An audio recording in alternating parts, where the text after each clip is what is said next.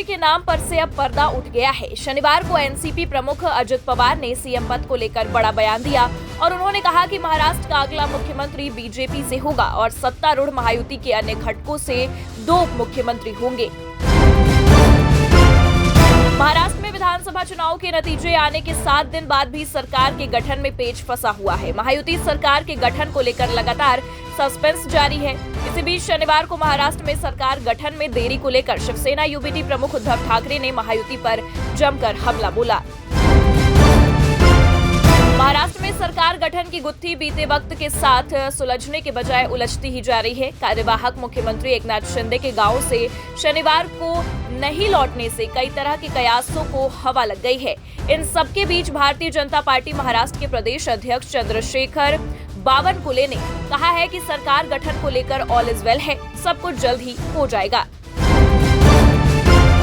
महाराष्ट्र विधानसभा चुनाव में जनता ने महायुति को बहुमत दिया है। ये राज्य के इतिहास की सबसे बड़ी जीत है, जिसका पूरा श्रेय बीजेपी नेता देवेंद्र फडणवीस को जाता है। उनके नेतृत्व में बीजेपी ने सबसे ज्यादा सीटें हासिल की, इसलिए जहां ये तय माना जा रहा है कि मुख्यमंत्री की कुर्सी पर वही बैठेंगे, लेकिन साथ ही साथ कुछ अन्य चर्चाएं भी चल रही हैं।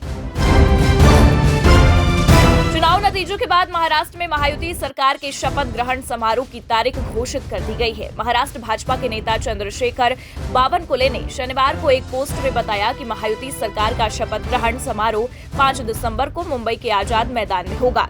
इस समारोह में प्रधानमंत्री नरेंद्र मोदी भी भाग लेंगे।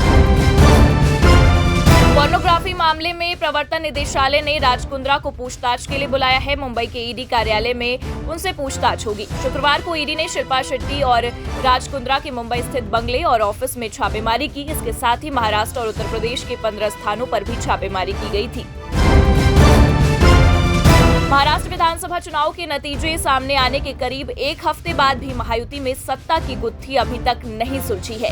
जैसे जैसे दिन आगे बढ़ रहा है, वैसे वैसे नई सरकार के गठन को लेकर पेच भी फंसता जा रहा है। महाराष्ट्र का सीएम कौन होगा ये फिलहाल तय नहीं है, लेकिन बीजेपी का ही होगा ये लगभग तय माना जा रहा है। कार्यवाहक मुख्यमंत्री एकनाथ शिंदे इस समय अपने पैतृक गाँव सतारा में है। महाराष्ट्र के कार्यवाहक मुख्यमंत्री एकनाथ शिंदे की तबीयत में सुधार हुआ है। वहीं रविवार को एकनाथ शिंदे अपने गांव सतारा से मुंबई वापस लौटेंगे। दिल्ली में अमित शाह के साथ बैठक के बाद शुक्रवार को वो सतारा चले गए थे। महाराष्ट्र में महायुति की जीत के बाद भी अभी तक सीएम के चेहरे को लेकर सस्पेंस है और नई सरकार का गठन नहीं हुआ है। इस बीच शिवसेना यूबीटी नेता उद्धव ठाकरे ने तंज कसा है और उन्होंने सवाल उठाते हुए कहा कि अगर हम लोग इस तरह से सरकार बनाने में देरी कर रहे होते, अभी तक राज्य में राष्ट्रपति शासन लग गया होता।